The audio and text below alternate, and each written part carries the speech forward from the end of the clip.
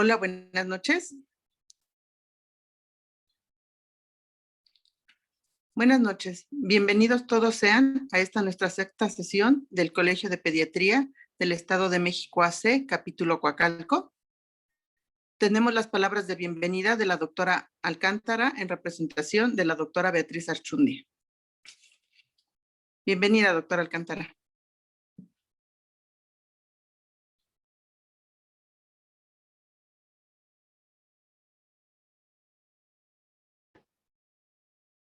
Bueno, ¿me escuchan?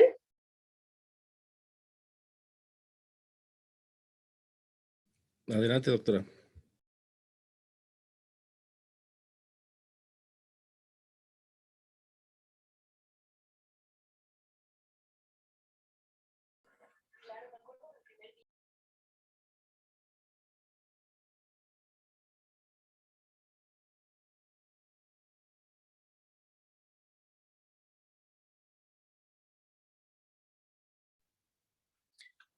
Doctora Alcántara.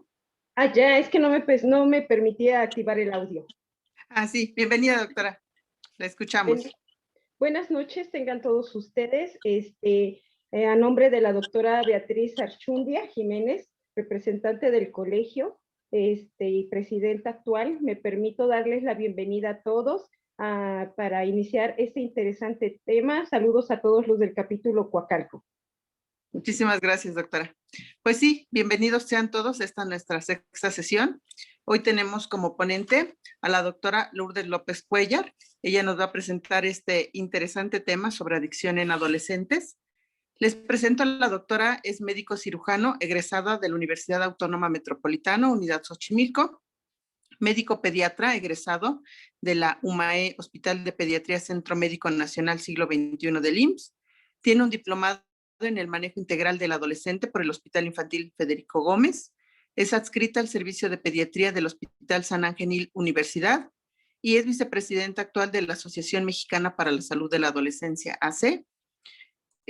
La doctora ya ha participado con nosotros y bueno, es un gusto tenerla con nosotros en este tema y pues esperemos que sea de utilidad para todos y bueno, que todas las dudas que tenemos guardadas ahí las expresemos ahorita. Bienvenida, doctora.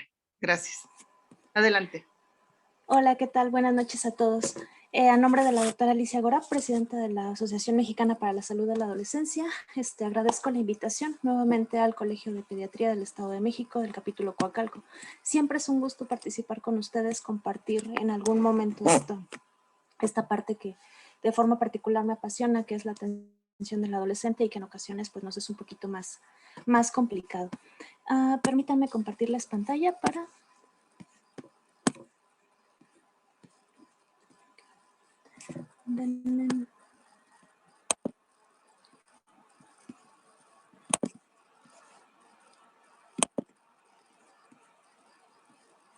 Ok, perfecto.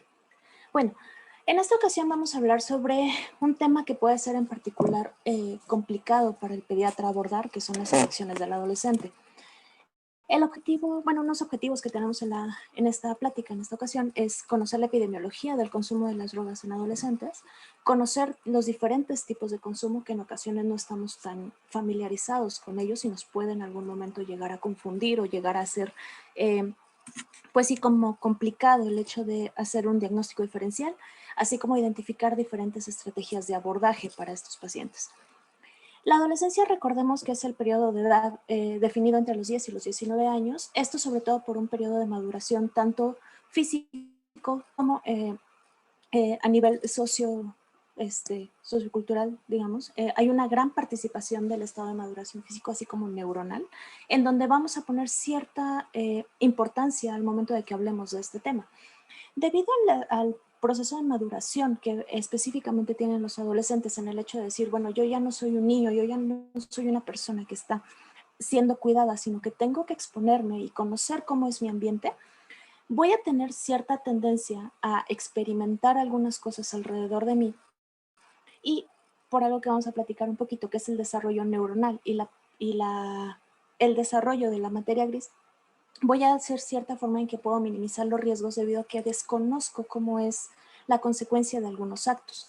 Esto me va a traer de alguna forma, a lo mejor hablando como adolescente, la vulnerabilidad a efectos tóxicos de algunas sustancias, en este caso vamos a hablar de algunas drogas, y el hecho de decir qué tanto puede llegar a afectar una adicción o un problema de este tipo en mi desarrollo. ¿Cuál es la importancia y por qué tenemos que conocer qué es lo que ocurre en sí con el manejo de las adicciones en los adolescentes?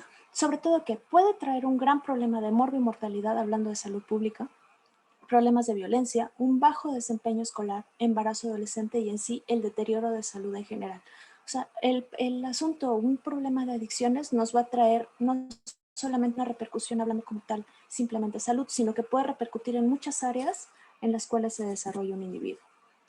Algunos números que son importantes recordar. Hay al menos 17.3 millones de adolescentes en México contabilizados hasta el momento. Adolescentes sin ocupación son aproximadamente 4.7 millones. Esto, el 76% son mujeres. Y un adolescente trabajador se encuentra aproximadamente en los 4 millones. Esto nos vuelve de alguna manera el hecho de decir, bueno, si tengo adolescentes sin ocupación, que quiere decir no estudian, no trabajan, son adolescentes que tienen bastante tiempo en el cual pueden llegar a tener estas conductas de riesgo, conductas de exposición que no sean particularmente algunas conductas como propias o adecuadas. Hablando un poquito sobre las causas de mortalidad en adolescentes, la OMS hasta el 2016 marca que las principales causas de adolescentes, tanto en hombres como en mujeres, entre los 10 a los 14 años, sobre todo se encuentran accidentes por decirlo así, en vehículos automotores, ahogamientos, enfermedades como VIH, SIDA y enfermedades respiratorias. Cosa que cambia entre los 10 a los 14 años, de los 15 a los 19, pero se mantienen sobre todo las causas de los accidentes o violencia como las principales causas de mortalidad, en el caso que estamos viendo ahorita con hombres. En el caso de las mujeres, se mantiene entre los 10 y los 14 años las principales causas de mortalidad asociadas sobre todo a infecciones, también llegando a ser un poco el hecho de algunos accidentes, perdón, lo voy a dejar así, accidentes, y los 15 a los 19 años, condiciones tanto maternas como accidentes y cuestiones propiamente autolíticas. Cosa que puede estar aquí relacionado el hecho a lo mejor del consumo de alcohol durante el manejo o el consumo de drogas durante algunas actividades que puedan hacer que la persona se vuelva más susceptible a padecer algún accidente. En el Informe Mundial de Drogas, este es del 2019, se reporta que aproximadamente hay 269 millones de usuarios de drogas. Esto aumentó en un 30% a partir del 2009, que es la última cuenta. Se estima que aproximadamente 34.43 millones son consumidores de opioides, 18.3 millones de cocaína y 11.6 millones de cannabis, encontrando cada vez mayor aumento en el consumo tanto del cannabis, que puede ser en este momento una sustancia en la cual podemos entrar mucho en controversia sobre el uso de esta y en la accesibilidad que se está teniendo. En México, en la encuesta nacional de adicciones, hacemos una comparativa entre el 2002 hasta el 2016, viendo cómo el consumo, sobre todo en pacientes de 12 a 17 años, tanto el consumo de alguna vez se ha ido incrementando poco a poco, siendo inicialmente en el 2002 en 1.6% hasta 6.4% que en algún momento han consumido cualquier tipo de droga, principalmente marihuana, consiguiendo los inhalables y la cocaína posteriormente. En el caso del consumo del último año, estoy hablando del 2016, igualmente se encuentra un incremento importante en el consumo de las sustancias, teniendo incluso un incremento hasta más de 3 veces el estimado.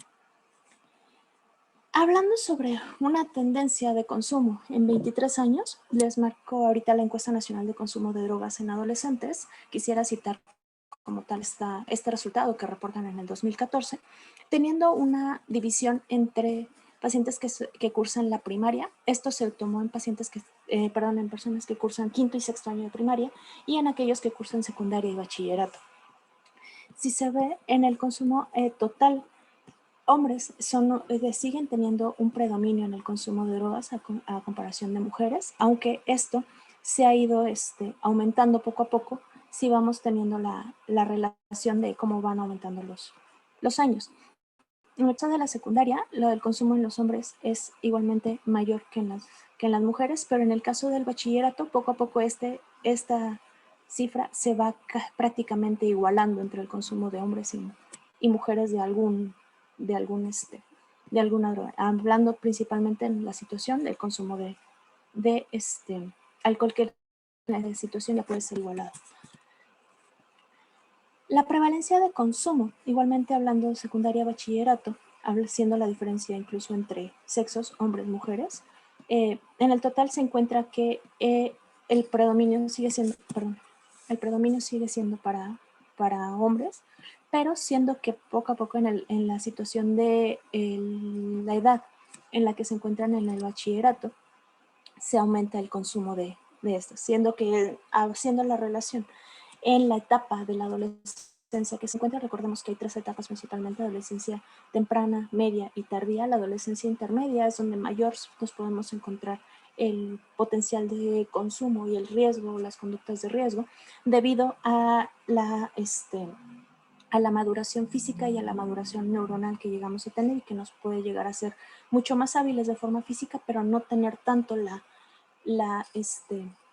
el discernimiento sobre qué podemos hacer o cuáles serían las consecuencias, debido a que la corteza prefrontal todavía se encuentra en desarrollo.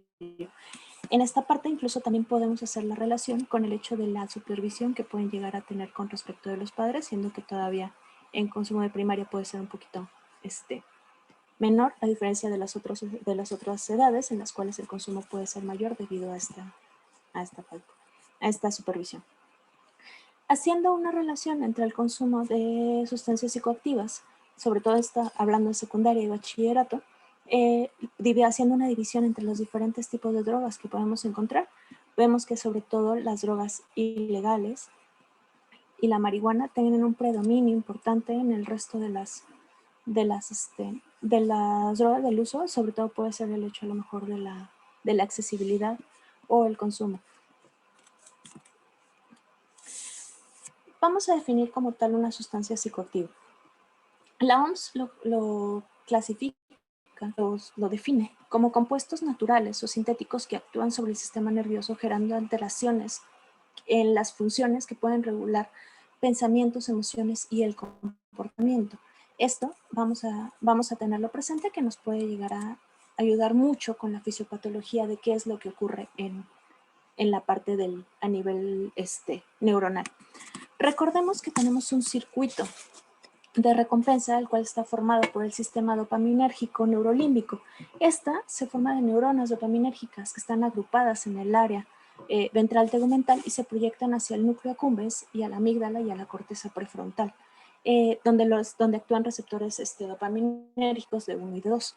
Este circuito se activa sobre todo en respuesta a los estímulos primarios, siendo estos estímulos considerados como aquellos que son importantes para la supervivencia: la alimentación, la reproducción o algunas otras actividades que nos hagan de alguna forma poder sobrevivir o poder subsistir de forma primaria, por decirlo así. Este circuito de recompensa, recordemos que tiene también conexiones con el sistema opioide endógeno, el serotoninérgico y el GABAérgico. Las sustancias psicoactivas, al momento de que son consumidas, estas activan el circuito de recompensa, el circuito del sistema dopaminérgico, al momento de que inhiben las interneuronas GABA del área tegumental ventral y liberando entonces a las neuronas dopaminérgicas, que hacen que liberen dopamina en el núcleo accumbens. Esto al final es el núcleo, es el sustrato neurofisiológico del efecto de refuerzo positivo. ¿Qué quiere decir? Entonces, en el momento en el cual yo consumo una droga, al momento de que voy a tener mucho mayor dopamina a nivel neuronal, eso va a generar que la sensación de placer, una sensación placentera, que va a hacer que yo intente en algún momento seguir manteniendo esta producción, este efecto. La administración crónica de las sustancias, hablando de las sustancias psicoactivas, lo que van a apoyar es una regulación hacia la baja, que quiere decir que se va a volver más resistente a este circuito y que se recluten poco a poco más factores de estrés que van a hacer que el individuo que está teniendo estas sustancias psicoactivas pueda llegar a detectar el momento en el cual no se encuentra, debido a que la liberación de dopamina se disminuye. Esto al final causa una sensación de distrés y por lo tanto la persona que lo tiene va a hacer una búsqueda del estímulo positivo. Esto es en sí como el enganche del por qué se crea esa dependencia o esa adicción. Recordando las referencias a la zona prefrontal, que es el área principal de desarrollo neuronal durante la adolescencia. En la adolescencia existe una preponderancia del sistema dopaminérgico sobre el serotoninérgico y al final esto lo que nos va a ayudar es el hecho de que los adolescentes son mucho más tendientes hacia las actitudes que les ocasionan placer, que les producen esta dopamina, que aquellas que las que no. Durante la adolescencia ocurre algo que se llama poda sináptica, que quiere decir que es que las neuronas, las conexiones neuronales, las que se utilizan de mayor forma, las que se utilizan o sea, están teniendo un refuerzo cada vez positivo, son las que se van a mantener. Y el resto de la configuración neuronal no es que desaparezca, sino que simplemente ayuda a reforzar lo que ya se encuentra. Entonces, esto al final provoca una regulación de la materia gris prefrontal que se observa al final de la adolescencia y esta formación de la corteza prefrontal es la que nos va a ayudar al final a tener la percepción del juicio y de las consecuencias que podemos llegar a tener en la percepción, como hablando como de la realidad. Esto se ha encontrado que este desarrollo de la materia gris en el área prefrontal tiene mucho que ver con el ambiente. Hay experimentos en los que se ha encontrado que aquellos individuos a los que se les aísla o se les evita que tengan una relación con un ambiente adecuado, la alimentación, ejercicio, temperaturas, incluso la situación de la exposición con otras personas similares, tienen una disminución de esta materia gris, entonces los estímulos externos se perciben de forma diferente. Siendo esto, y en este periodo crítico de desarrollo neuronal, el consumo de las drogas, que puede llegar a alterar esta parte dopaminérgica, en las primeras 2 décadas de vida se ha encontrado que tiene esta interferencia en el neurodesarrollo, teniendo por tanto las consecuencias de que el consumo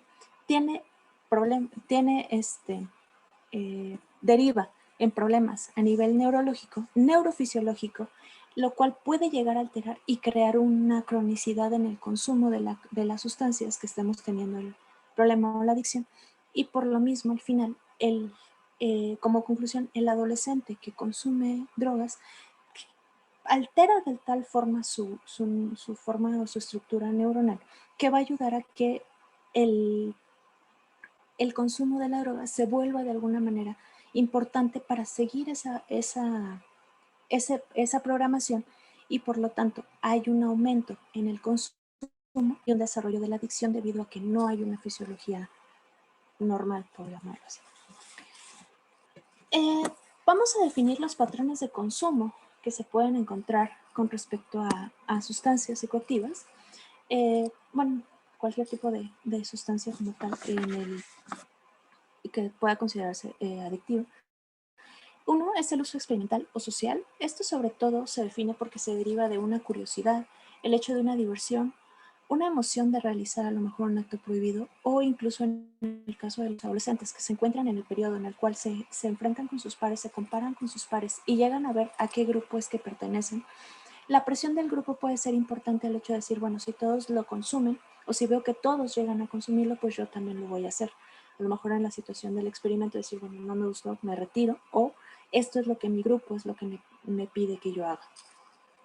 En el uso regular, ya es como la situación de que el individuo busca activamente el efecto placentero del uso de sustancias. Ya no es una situación de que tengo la curiosidad, sino que voy y busco yo intencionadamente la droga para poder tener el efecto que conozco que ya ocurre. Puede esto sobre todo ser de un uso periódico y puede existir en el caso algún deterioro en el rendimiento académico. Esto, sobre todo el ejemplo puede ser la situación del consumo de alcohol, que puede ser sobre todo durante los fines de semana, en los cuales el adolescente o la persona no está sometida a un esquema de un horario donde hay una regulación de actividades. Entonces se puede liberar y el hecho de decir, bueno, voy a hacer, me alcoholizo cada fin de semana, y al final a lo mejor no realizo las actividades que estaba pensado realizarlas porque estaba en otra actividad, pues es donde puede existir ese deterioro en el resto de las actividades.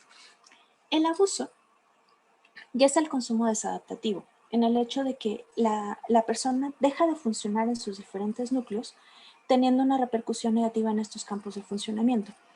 Ya en este caso, ya no hay un control como tal del consumo o el mantenimiento de la conducta, que quiere decir, bueno, en este momento no la busco, no la necesito, la dejo de lado. En el caso del abuso ya se encuentra la necesidad o la búsqueda activa de la sustancia, en el cual incluso como ya estoy teniendo periodos cada vez un poquito más de resistencia, pues sí llego a necesitarla. Esto hablando en el hecho de que tengo una repercusión negativa e inicio esta parte de que ya no tengo tanto el control del consumo. Pero hay que hacer una diferencia con la dependencia, que como tal es el consumo desadaptativo, con la repercusión negativa en múltiples campos del individuo. Pero a diferencia del anterior, en este caso ya tenemos dos definiciones. Uno, que es la tolerancia, el hecho de decir, bueno, si yo requería, por decir en el caso de alcohol, yo requería una cerveza, en este caso ya necesito 3 o 4, cada vez necesito más. En el caso de marihuana, a lo mejor utilizaba una pequeña cantidad, ahora cada vez tengo que utilizar mayor cantidad para obtener el efecto que yo deseo.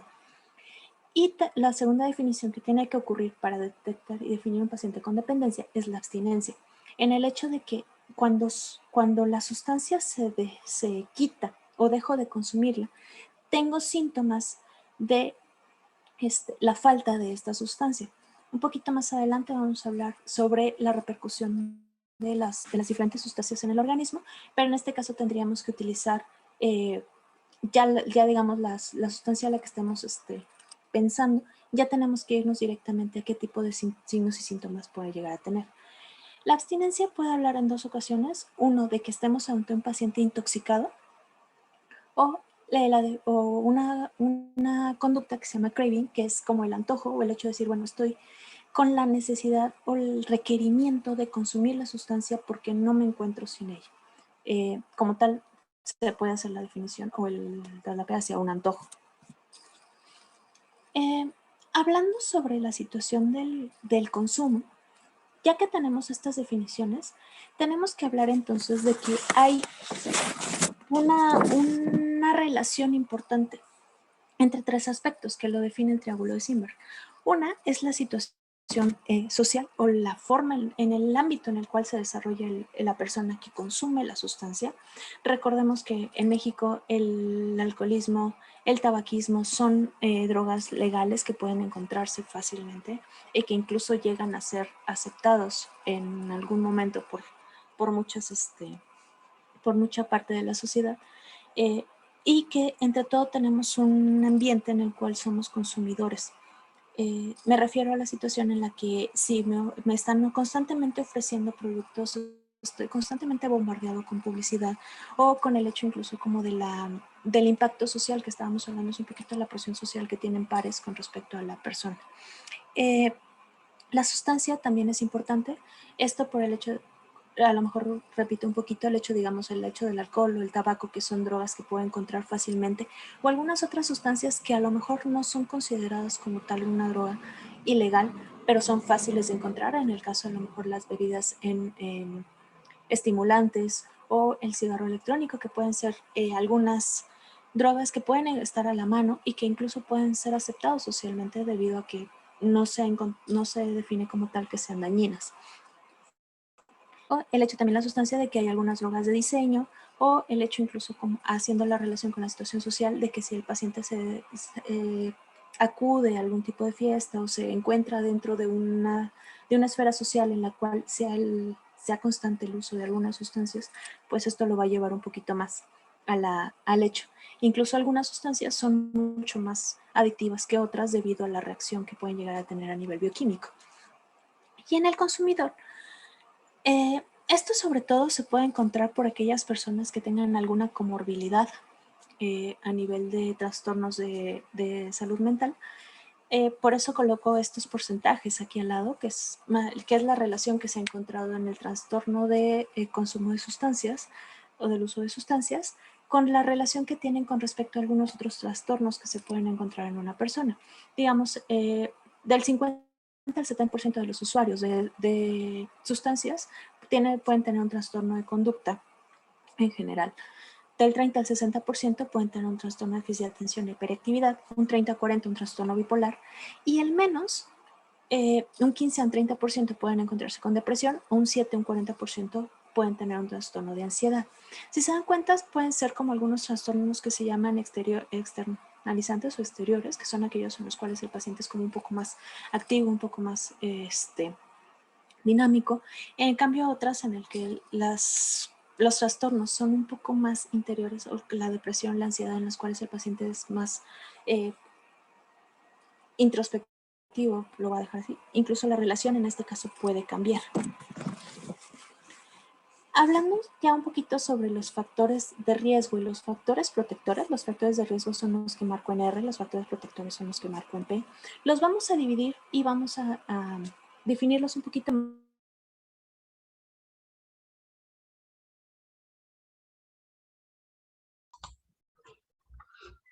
Doctora, se apagó su micrófono. Sí, perdón.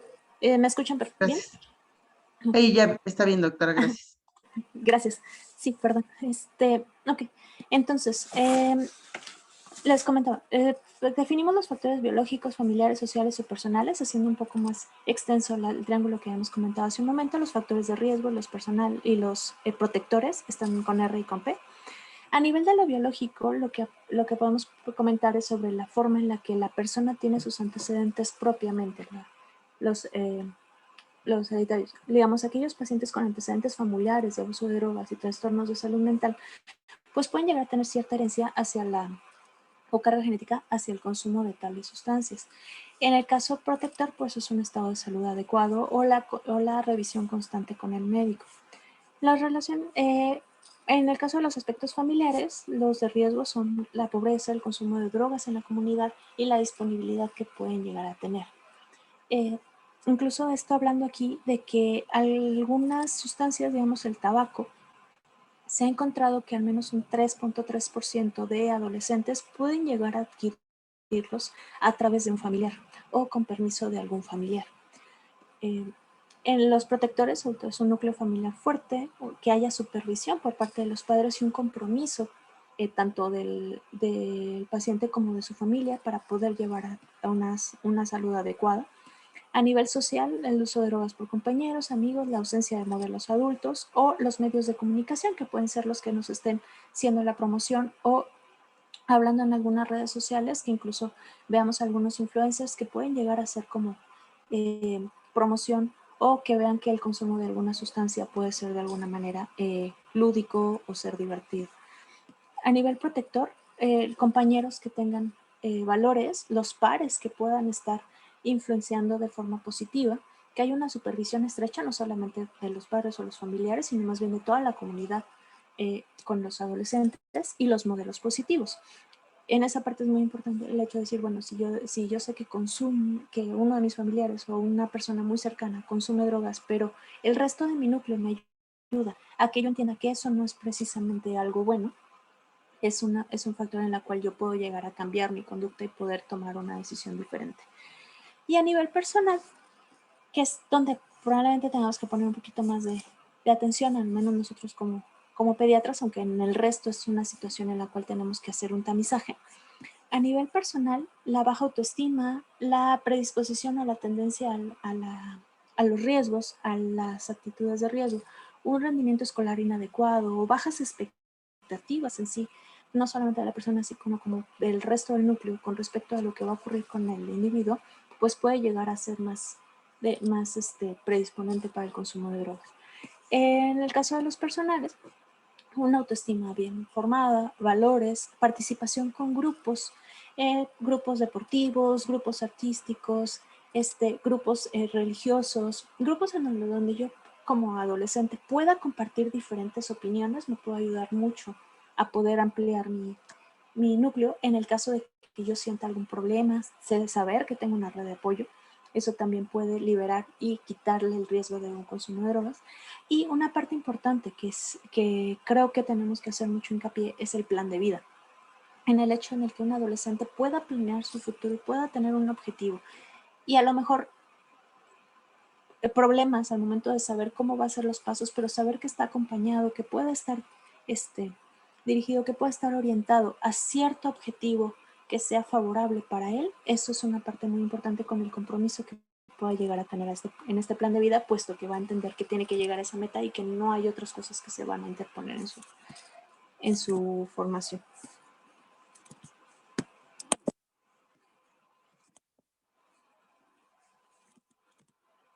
Okay. En el caso de los tipos de sustancias, vamos a hablar un poquito ya con ellos.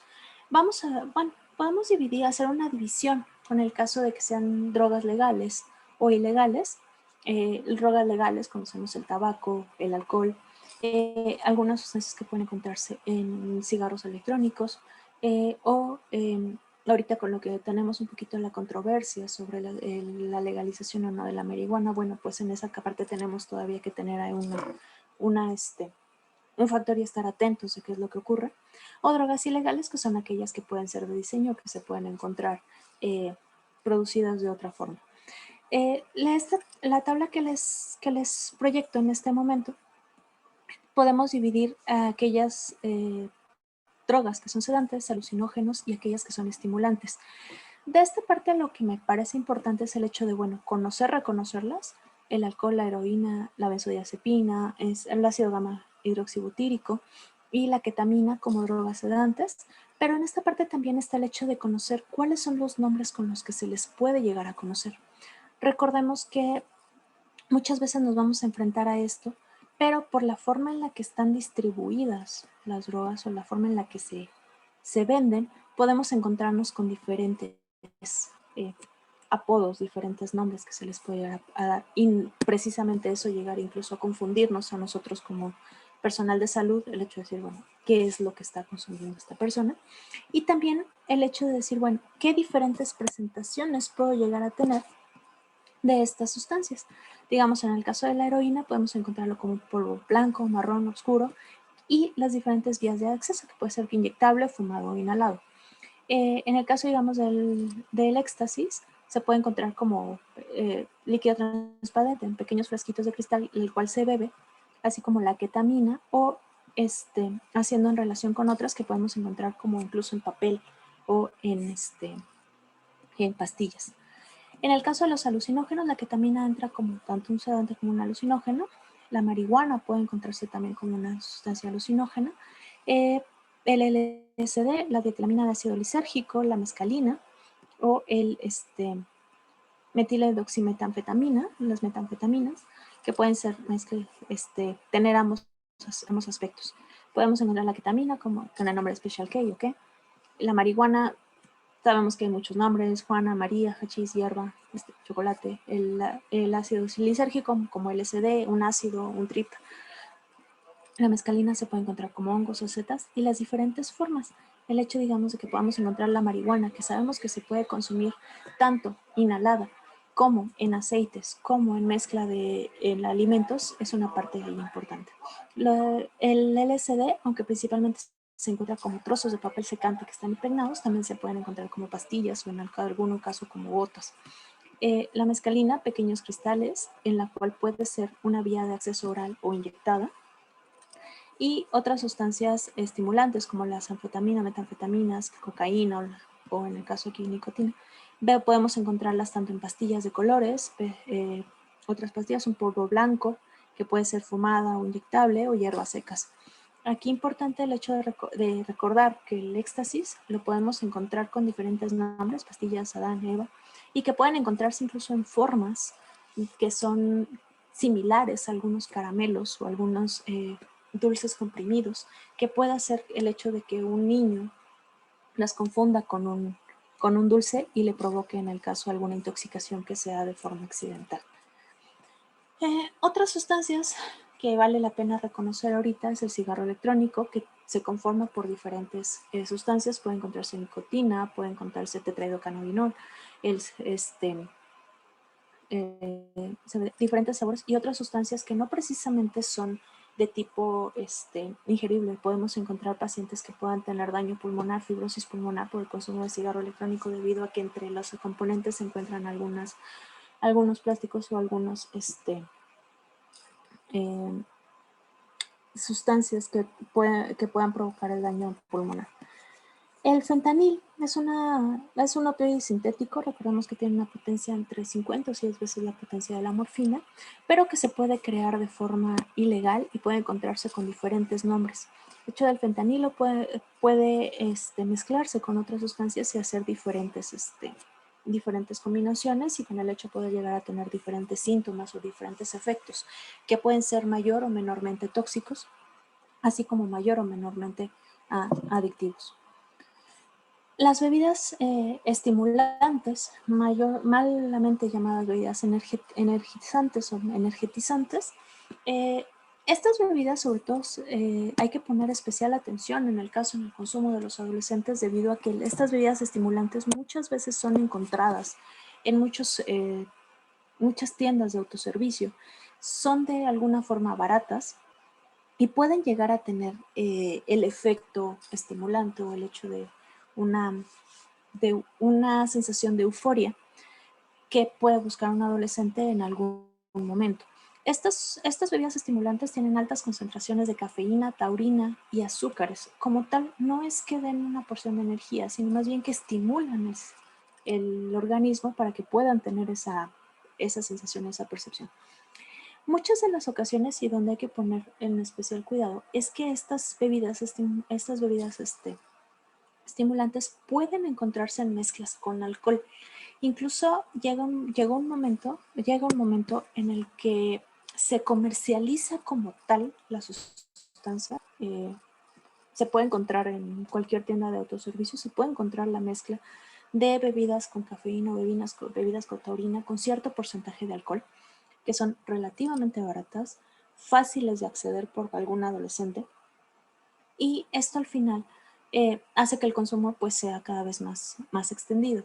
En fiestas incluso hay algunos retos en los cuales los adolescentes ven qué tan rápido pueden llegar a consumir una lata de aproximadamente 600 mililitros de estas bebidas, de estas mezclas, y al final son algunos adolescentes que pueden llegar a un servicio de urgencias por alguna intoxicación o por algún efecto secundario de estas sustancias. Muchas veces, por el hecho también de la publicidad, sabemos que hay una marca importante que incluso promociona eventos deportivos, los hacen ver como una bebida que es saludable debido a que un deportista lo puede llegar a consumir. Entonces no es precisamente el hecho, o no es la mejor publicidad que podemos encontrar, pero así es como están en la situación. Entonces hay que estar muy conscientes de que esto puede llegar a ocurrir y que existen estas sustancias. En el caso, este tipo nos pueden derivar en una intoxicación por cafeína, llegando a tener diferentes síntomas como taquicardia, hipertensión, crisis convulsivas o incluso un evento vascular cerebral.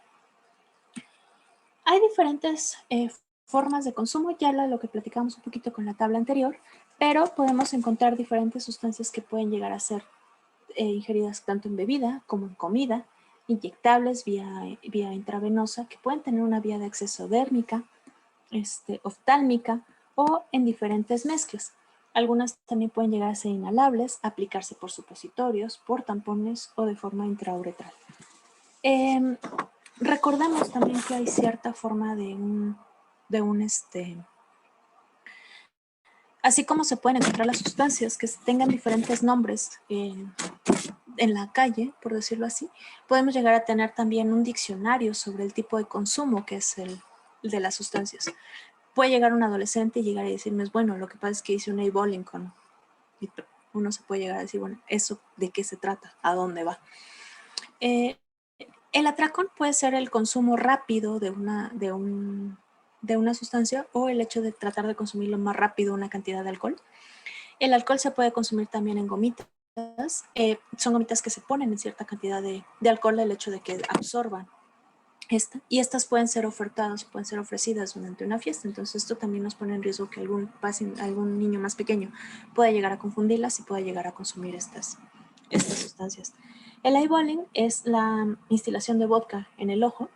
El slimming en vodka o tampon drugs es el hecho de que se moja un tampón en alcohol y se introduce ya sea cavidad vaginal o cavidad anal para poder hacer la absorción del alcohol y tener los efectos deseados sin precisamente tener el aliento alcohólico o tener alguna otra manifestación que pueda llegar a hacer que el adolescente se manifieste como que consumió la sustancia. Recordamos que esto pues, puede llegar a tener quemaduras, puede llegar a tener alteraciones a nivel de la mucosa y al final o procesos infecciosos y que esto al final nos deriven en alguna otra situación. El oxyshot puede ser el consumo del alcohol o de una droga a nivel inhalado por una nebulización. Recordemos que hay muchas recetas de marihuana, puede ser en brownies, puede ser en pastel, puede ser incluso en pastas, puede ser en tés, en aceites, o puede ser como muchas otras en parte, digamos que puede ser parte de la gastronomía, entonces hay que tener también en cuenta esta parte. El Calvin Klein son mezcla de ketamina y cocaína. El éxtasis vegetal es el consumo mezclado de diferentes hierbas o de diferentes drogas vegetales, pueden ser hongos, puede ser marihuana, puede ser otro tipo que puedan estar mezclados. El Candy Flip es una mezcla de éxtasis con LSD. Recordemos que en el caso, la siguiente snifar puede ser que el hecho de que inhalan una cocaína. Los fasos nevados es el consumo de cocaína y marihuana a través de un cigarro. El speedball es el consumo de cocaína y la heroína, pero esto se coloca a través transuretral, lo cual puede también derivar en muchas otras manifestaciones que no precisamente sean el hecho de una intoxicación y nos pueden llegar a confundir a nosotros como personal de salud de por qué mi paciente tiene algunas manifestaciones y no precisamente yo podré encontrar algún aspecto en la exploración física. El LSD se puede encontrar en cuadritos, lo que platicábamos del papel secante que puede estar impregnado, o en gel, que son pequeñas pastillas en gel que se colocan en el área de la conjuntiva para poder absorberse de esa forma, o el popper, que son algunas drogas de consumo para promover algunas de relaciones sexuales que se pueden hacer por medio de inhalación. Es importante de todas maneras ubicar el contexto que tenemos ahorita con respecto al COVID-19, en el cual se ha encontrado que ha habido un incremento en el consumo de las sustancias, en el hecho el 55% ha habido un incremento del consumo de alcohol, ha habido un incremento en 18% de otro tipo de drogas ilegales, pero sobre todo hay que poner intención en el hecho de por qué se consumen más. 53% de las personas que han tenido este consumo refieren que puede ser por estrés, el 39% por aburrimiento o un 32% por problemas de salud mental.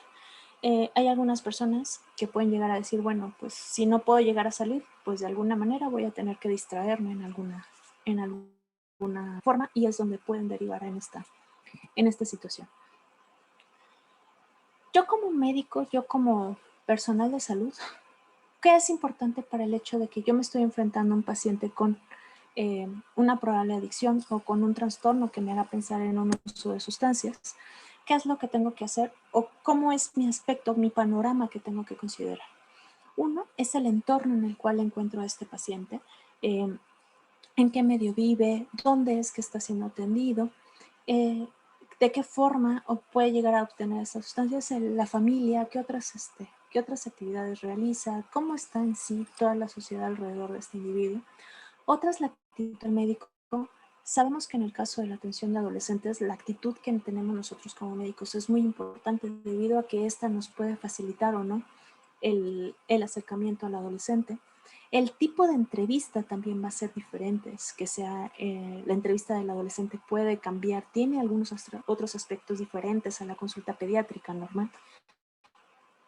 ¿Qué comorbilidades tiene mi paciente y el estado en el que esté del consumo de las sustancias? Como veíamos, hay que evaluar todas estas partes, entre todo, y también evaluar la conciencia de la enfermedad que tiene el paciente y el funcionamiento psicosocial y el deterioro. Hablando en la consulta del adolescente es un momento en el cual uno como médico pediatra, recordemos que un adolescente puede no acudir precisamente simplemente por un hecho de mantener la salud o una revisión periódica. Sobre todo pueden acudir por situaciones en agudo, una infección gastrointestinal, una infección vía de vías respiratorias, una dermatitis, o siendo motivadas por el paciente propiamente o por los padres del paciente que notan que tiene algunos cambios y son los que lo llevan, lo acompañan a esa área de consulta.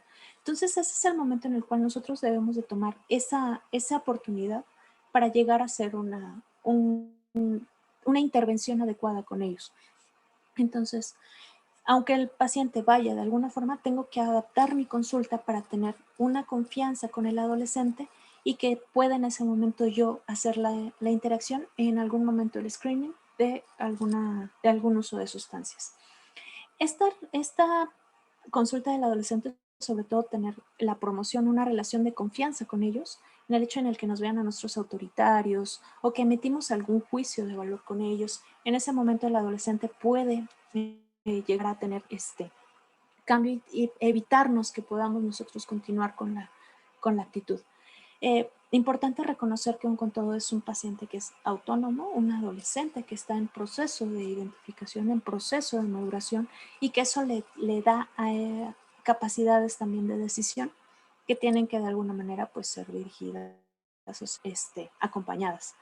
Parte de la consulta se puede hacer con los padres, pero se debe de buscar en algún momento que haya privacidad con el adolescente para que pueda externar sus dudas o podamos hacer un interrogatorio adecuado, una valoración propia, sin meter el problema a lo mejor de que si está el padre presente, tengamos el filtro del adolescente o la vergüenza o la pena de que pueda expresarse como tal.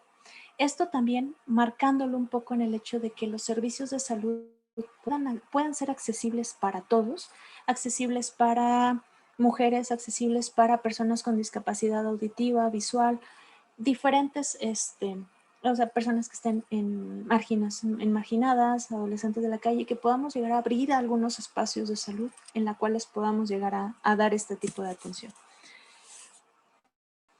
A mí como médico, ¿qué me puede hacer pensar que mi paciente tiene un indicio de abuso de sustancias? Podemos tener signos físicos, conductuales, hábitos y de rendimiento académico.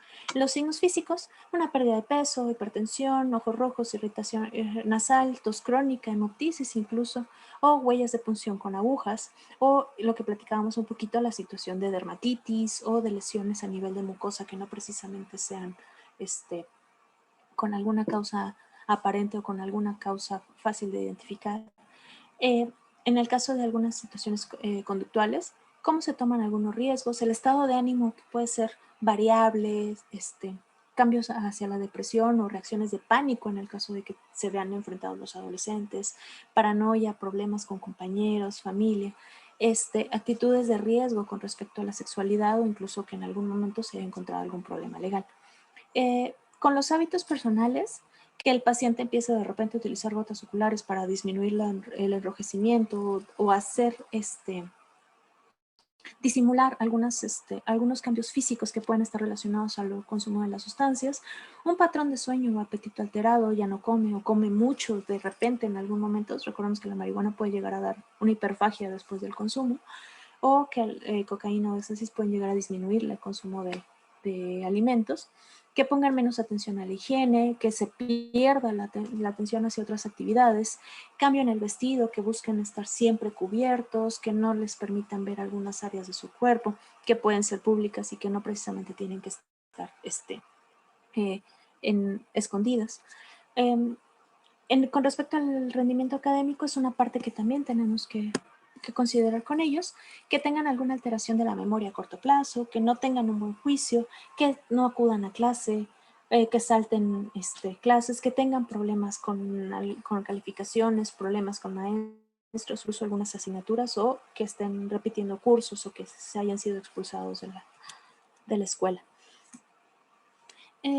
Quería presentarles esta tabla siendo un recordatorio de que a lo mejor no todos los adolescentes que vamos a encontrar, o puede ser algún gran porcentaje, que tengamos un adolescente que llega al servicio de urgencias por una alteración en el estado físico que fue patente por por los padres o por los acompañantes, y que no es precisamente una consulta en la cual nosotros podamos hacer un tiempo en el cual podamos hacer una prevención o una participación. O sea, me refiero a que el hecho de que puede llegar un paciente adolescente intoxicado y nosotros no sabemos exactamente por dónde es que puede ser el problema, debido a que algunas sustancias se pueden ser consumidas a escondidas, la mayoría, y que el paciente se encuentre en algún estado de intoxicación y que ese es el motivo de la consulta. Entonces, recordar que tenemos el toxíndrome hipnótico sedante, el toxíndrome de opioides, el colinérgico, el anticolinérgico, el serotoninérgico y el adrenérgico, y los diferentes cambios que podemos llegar a tener de signos vitales, la coloración en la piel, la percepción de las pupilas, la peristalsis, la piel, otras qué características vamos a tener en las fanegas, que podemos encontrar en electrocardiogramas y el trastorno en estado mental. Un ejemplo, digamos, en el caso de aquellos pacientes que estén intoxicados por un hipnótico sedante, podemos encontrar disminución de todos los signos vitales, una piel pálida, pupilas que pueden estar mióticas o que pueden estar midriáticas, la peristalsis disminuida, piel relativamente seca, con alguna arritmia o el estado mental deprimido. Entonces, recordar en este aspecto que si tenemos un paciente adolescente con un cambio súbito en el estado mental o con alteraciones en los signos vitales, tenemos que considerar también la posibilidad de una intoxicación. El problema de las intoxicaciones, digamos, es que uno no las diagnostica de forma oportuna, porque en muchas ocasiones no las consideramos, no lo tenemos como un diagnóstico diferencial. Entonces, mi intención es como sensibilizar un poco más al hecho de decir, bueno, si tengo un adolescente, tengo también que buscar de forma intencionada que no esté con algún toxíndrome que esté yo enfrentando de forma aguda, y que esto al final pueda hacer que este paciente sea diagnosticado con un trastorno de uso de sustancias y que amerite una valoración posterior o una intervención mucho más amplia de la que pueda hacer simplemente en un área de urgencias, con la estabilización o incluso la participación de un apoyo vital avanzado incluso. O en el caso de que tenga que actuar en el momento con algún antídoto o con algún soporte diferente si tengo un paciente con estas características.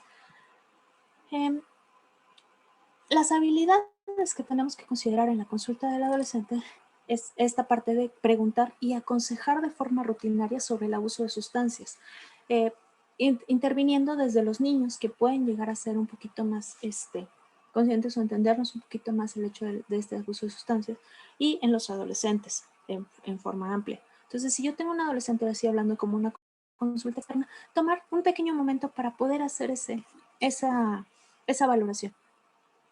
Reconocer, yo como pediatra, los factores de riesgo y signos de adicción en pacientes, lo que platicábamos un poquito sobre los datos clínicos, los signos, los síntomas que puedo llegar a encontrar, identificar algunas conductas que conllevan un riesgo elevado de consumo, ser capaces de valorar una naturaleza y la extensión del problema. Como les digo, este paciente puede llegar a consumirlo ahorita, pero si tiene algún otro trastorno, tiene algún otro factor de riesgo, pues llegar a ser ya un paciente que esté teniendo un abuso o una dependencia incluso. Y en algún momento pues ofrecer el asesoramiento, la derivación a otro nivel para su atención. Entre las herramientas que yo puedo encontrar en la consulta es como tal el tamizaje de riesgos, de factores de riesgo, que conocemos como el acrónimo de HEADS, que son preguntas con respecto al hogar, la escuela, las amistades que tiene el paciente, qué actividades físicas desarrolla, aquí me faltó la alimentación, disculpe, el uso de drogas, o la sexualidad o los sentimientos que pueda llegar a un paciente. Entonces, si yo entiendo o puedo hacer un tamizaje adecuado, decir, bueno, tengo un paciente que en el hogar se consumen sustancias, está teniendo bajo rendimiento en la escuela, las amistades no son una red de apoyo muy importante, y es un paciente que probablemente esté deprimido, pues tengo que poner atención, pues este es un paciente que tiene riesgo de consumo de sustancias. Hay otro acrónimo, se llama CRAFT, y corresponde a las siglas de CAR, Relax, Alone, Forget, Family and Friends y Trouble. Estas son preguntas dirigidas de forma particular al hecho de decir, bueno, ¿alguna vez has tenido un accidente en coche debido al uso de sustancias? ¿Alguna vez lo has hecho para relajarte? ¿Lo has consumido solo? ¿Has tenido algún olvido o has preferido tener algunas otras, posponer algunas actividades o los has olvidado por el hecho de consumir la sustancia. La familia y los amigos te han hecho alguna observación con respecto a tu consumo o alguna vez te has metido en algún problema por el consumo de las sustancias. Esto se puede hacer con una pregunta como tal y el hecho de contestar sí o no. Ya el hecho de tener algunas respuestas positivas me hacen considerar que es un paciente que tiene el riesgo del consumo. Entonces tengo que hacer una intervención adecuada. El abordaje se compone de muchas partes, es toda una situación de una retroalimentación y de un proceso continuo de atención al paciente. Recordamos que siempre tiene que ser un abordaje multidisciplinario e integral con el paciente en relación con que tiene que ser personalizado. Esta atención puede ser dirigida por el pediatra, que es quien puede inicialmente hacer el diagnóstico, tener la sospecha, apoyarnos con psicología, apoyarnos con psiquiatría y en el caso también de servicios educativos. Y hay muchos otros servicios que podemos aquí enlistar, trabajo social, algunos aspectos incluso como legales, sí, asesoría legal, o incluso con algunas instancias institucionales que nos puedan apoyar en este aspecto. El hecho, como comentábamos, de hacer un servicio accesible, sobre todo que pueden encontrarse barreras para el sexo, personas que sean preferentemente una atención a lo mejor para hombres, siendo que las mujeres pueden encontrarse algunos servicios que no son tan amigables para la atención con ellas, o poblaciones específicas y vulnerables, lo que platicábamos un poquito con pacientes con discapacidad de diferentes tipos o personas que estén con bajos recursos que puedan llegar a acceder a estos servicios.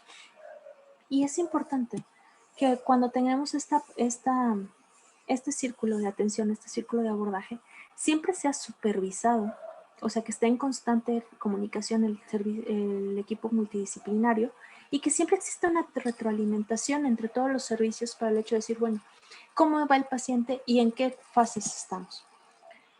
Un abordaje importante es un abordaje psicosocial, que se puede dividir de acuerdo a 5 etapas, según la fase o la intención o la conciencia que tenga el individuo con respecto a su trastorno.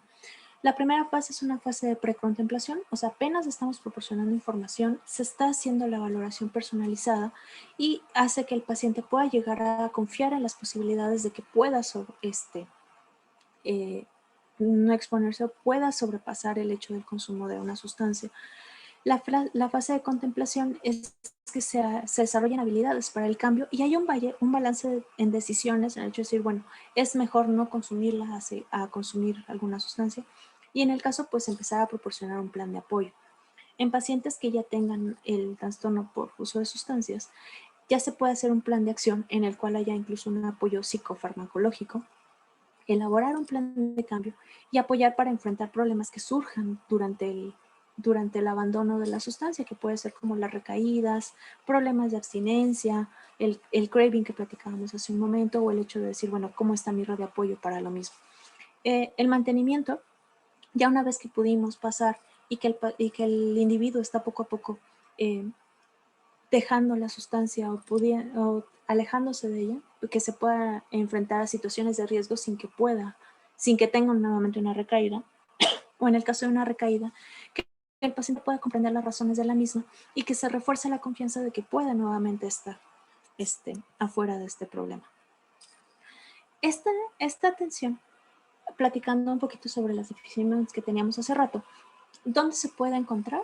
La atención pediátrica o la atención que podemos hacer en una consulta externa o en un seguimiento, digamos, poquito más abierto, es en el caso de pacientes que tengan un uso experimental o un uso regular, que puede ser la mayoría de los adolescentes a las que estamos atendiendo, la mayoría de la que tenemos en nuestro consultorio. Entonces, en este momento es donde yo tengo que hacer la prevención, el tamizaje y la prevención y proporcionar la información adecuada para que el paciente tome sus decisiones.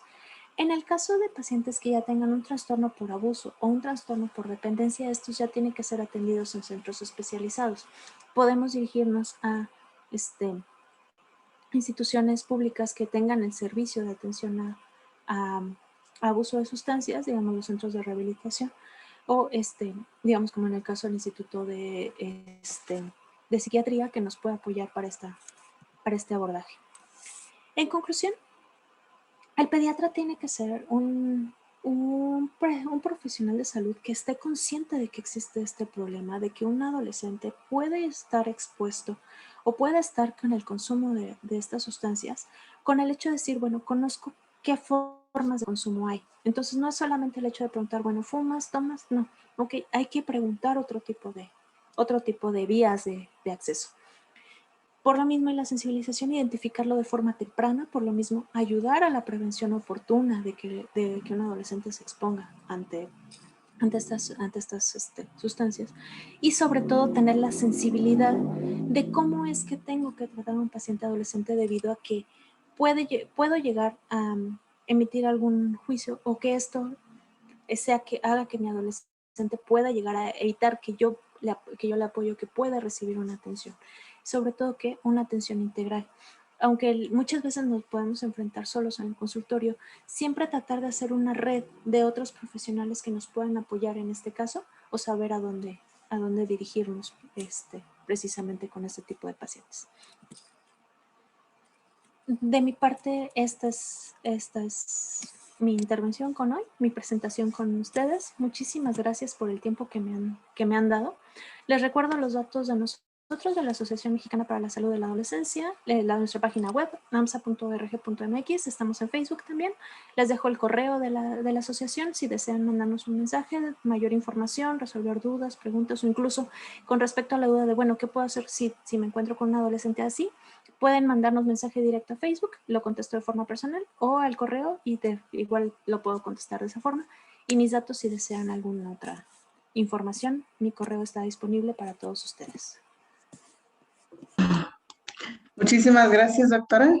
Yo creo que es un tema sumamente interesante, porque obviamente el pediatra está como enfocado a ver al recién nacido, su crecimiento, su desarrollo, y cuando llegamos a esta etapa de la pubertad, donde pudiéramos ya encontrar inicios del consumo de drogas, pues como que ya nos quedamos en stop, ¿no? Y a veces no sabemos a dónde acudir, a dónde derivarlo si es que el problema ya es mayor. Entonces yo creo que es un tema muy interesante de manejar. Hay algunos comentarios, nos pregunta que si se ha notado el incremento del consumo de drogas durante la pandemia, y si esto ha aumentado el número de suicidios por esta causa. Es una de las preguntas que nos anotaron aquí en el chat, doctora. Sí, por eso quería hacer como la diapositiva sobre un poquito del aumento del consumo, porque aún con todo el aislamiento nos ha puesto en muchos cambios, y sobre todo el adolescente, que es un ser muy social, en el que tiene que estar al pendiente de cómo están con sus pares, la interacción con los demás, incluso con el hecho de, bueno, una pareja, el descubrir algunas otras actividades, descubrir la sexualidad, cómo me comporto ante el mundo, y de repente encerrarlos ha sido terrible. Sabemos que los adolescentes ahorita son nativos digitales, entonces las redes sociales nos han ayudado de alguna forma, comillas, a que podamos seguir un poquito esa interacción. Con el hecho de algunas adicciones, quería tomar un espacio también para el hecho de hablar de, bueno, adicciones a redes sociales, pero creo que es un tema también aparte, y, hombre, nos podríamos echar ahí una buena plática, ¿no? Pero sí ha aumentado el consumo de sustancias. Ha habido pacientes, no les puedo dejar como tal ahorita como la estadística, salvo la que les presenté hace un momento, entre todo porque no está todavía como la definición en adolescentes, un poquito por la dificultad como para la logística de esto, pero sí se ha encontrado, y es más o menos, los números que tenemos son más o menos similares a los que estaba presentando hace un momento, como el aumento de 33%, y el aumento incluso de suicidio, o el hecho simplemente de violencia intrafamiliar, violencia de género, sí ha aumentado por la cuestión de la pandemia, en el hecho de que si una mujer podía salir, podía pedir apoyo, ahora no lo puede hacer porque tiene que estar en el núcleo y tiene que estar cerrado. Entonces, sí es muy complicado. Tenemos que estar nosotros al pendiente. Muchas veces incluso el hecho, bueno, de la consulta pediátrica a veces también se cerró por la contingencia. No podemos estar tan al pendiente con nuestros chicos porque el hecho simplemente de lo que platicaba un poquito de cómo pedir el permiso a los padres para que me permitan unos minutos con el adolescente, se vuelve complicado el hecho de hacer una consulta, con una consulta virtual. Pero sí, digamos, yo les puedo comentar un caso que llegó con nosotros, un chico que llegó intoxicado precisamente, pero tenía consumo de marihuana, LSD, clonazepam y no me acuerdo si éxtasis, perdónenme, no recuerdo. Esas 4 sustancias, en el hecho de decir, bueno, como estaba aburrido y no tenía nada que hacer y las encontré, que las tenía un tío, pues resulta que las utilicé. Entonces, o sea, fue muy complicado tratar a ese chico porque tenía, es lo que les comentaba, algunos síndromes y no sabíamos exactamente de dónde venía hasta que se animó a decirnos qué era lo que había pasado. Entonces ya pudimos nosotros establecer el diagnóstico. Pero indudablemente sí hemos tenido un incremento y es algo en el cual tenemos que considerar, pues no solamente la cuestión de saber qué está, sino ya hacer una participación mucho más activa porque sabemos que esto todavía va a continuar un poco más. Sí, así es. Nos pregunta la doctora María Isabel Labra Villalobos, que es presidenta del Colegio de Médicos Cirujanos Mexiquenses, que un tema muy interesante y que nos podría comentar sobre las drogas auditivas. Perdóneme, no le escuché. Sí, ¿qué nos podría comentar sobre las drogas auditivas? Parece ser que es sobre la vía de... Sí, lo que pasa es que se ha creado algunos sonidos, hay algunas grabaciones cuya el consumo sí es precisamente auditivo. Lo que se hace es reproducir ese sonido y utilizarlo a través de audífonos. Y lo que se encuentra es que al momento de que se estimula la vía neuronal por estos sonidos, dan el efecto de una droga psicoactiva. Es un fenómeno bastante interesante, debido a que hay algunas personas que comentan que sí pueden llevar a tener este efecto y otras que no lo perciben como tal. Sí hay alguna parte, digamos, en el desarrollo y la investigación de estas llamadas drogas, más bien es como una estimulación de tipo auditivo, lo que se puede encontrar también como el ASMR, que es de alguna forma simplemente pues la estimulación neuronal que al final libera los neurotransmisores y hacen un efecto similar. Por la parte, digamos, el hecho de decir, bueno, ¿cuánto tiempo dura? ¿Cómo es si puede existir una dependencia o no? Es todavía una parte como controversial, es algo que está todavía como en investigación también, pero sí, de todas maneras sí sería importante hacer un cribado con los adolescentes, el hecho de que tanto pueden llegar a consumir esto, hablando lo más como de una adicción a tecnología, en el hecho de decir, bueno, prefiero estar haciendo esta actividad a estar realizando alguna otra parte diferente. Okay. Sí. La doctora Tere García nos comenta, algunos adolescentes han llegado al hospital, pero pasan como pelotita entre psiquiatría, psicología, con intentos de suicidio, estados de agitación, y a veces no hay dónde derivarlos. ¿Qué nos recomendaría? ¿Qué lugares pueden ser idóneos para enviar estos pacientes? En el caso, o sea, sí es importante la atención integral, digamos. Hay algunas áreas de hospitales privados que tienen áreas de psiquiatría precisamente dirigidas hacia la atención de estos pacientes. En el caso de decir, bueno, una consulta, sí recomiendo el hecho de poder acercarnos al Instituto de Psiquiatría o que tienen apoyo para pacientes con abuso de sustancias. Y hay algunas otras instancias a nivel de Secretaría de Salud.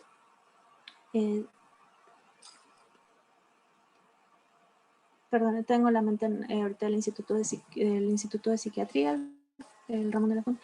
Y en el caso, áreas o pabellones con paidopsiquiatría. Sobre todo por el hecho de que puede ser ese punto a veces la piedra angular del tratamiento de estas de pacientes, más como las que me comentaba, como la intervención psicosocial. Entonces, son algunas instituciones a las que nos podemos dirigir. El Instituto Nacional de Pediatría, hasta donde sé, también tiene como un área de apoyo para la situación de pediopsiquiatría. Y en el Hospital Infantil de México, el Federico Gómez, está el servicio de adolescentes, en donde también es un área integral, donde estamos médicos de adolescentes, hay un área de psicología, un área de psiquiatría, que incluso hay un área dirigida para la atención trastornos, perdón que venga con eso, trastornos de la conducta alimentaria y trastornos también por uso de sustancias. Esas son instancias en las cuales nos podemos acercar. En el caso de encontrarnos, en un paciente con alguna intoxicación aguda y que no estemos tan claros, podemos acercarnos al centro de atención toxicológica que está en el Hospital Juárez de México, que simplemente una persona puede llamar de cualquier estado de la República, exponer a un paciente y le pueden dar incluso diagnósticos diferenciales o vías de apoyo para en el caso agudo de una intoxicación, y no estoy tan cierta de qué es lo que podemos hacer en ese caso. Okay. Sí, de hecho más adelante en el chat nos comenta, mi nombre es Fabiola Martínez Chimal, psicóloga y especialista en adicciones y trastornos de alimentación, y colabora en un centro de atención primaria a las adicciones en el Estado de México, en el municipio de Nezahualcóyotl. El centro es gratuito, y más adelante en el chat parece ser que está sus datos de contacto, fabichimal@hotmail.com. También esa pudiera ser una opción que nos ofrece la psicóloga. La felicitan por su excelente presentación. Una pregunta, bueno, ya parte usted lo comentó durante la charla, ¿cómo tratar, bueno, no cómo tratar un síndrome de abstinencia en el adolescente? En este caso, sí es la situación, perdón, a lo mejor sí se recuerda. La atención, como comentaba por diferentes momentos, la situación de la abstinencia, ya tendríamos que ver qué tipo de sustancia es la que nos está ocasionando, y en ese caso hay tratamiento psicofarmacológico dirigido específicamente para tal. En el caso, como comentaban en el chat, de varias sustancias a la vez, tendríamos que ahí ver sobre todo cuál es el que preferentemente se consume, cuál es el que está teniendo mucho mayor participación, digamos, en el síndrome de abstinencia, y si hay que dirigir ahí de forma particular. Entre todo porque hay sustancias que pueden utilizarse en adolescentes que están bien especificadas, digamos, para el consumo de opioides, la naloxona, o en el caso del tabaco, que podemos utilizar tanto terapia psicológica como algunos limitantes de la nicotina, pueden ahí dirigirse como tal, pero hay que hacer el screening y decir, bueno, esta es la sustancia y esta es la que tengo que dirigirme. Es como repitiendo un poquito los síndromes, tengo que encontrar cuál para saber a qué tratamiento me dirijo.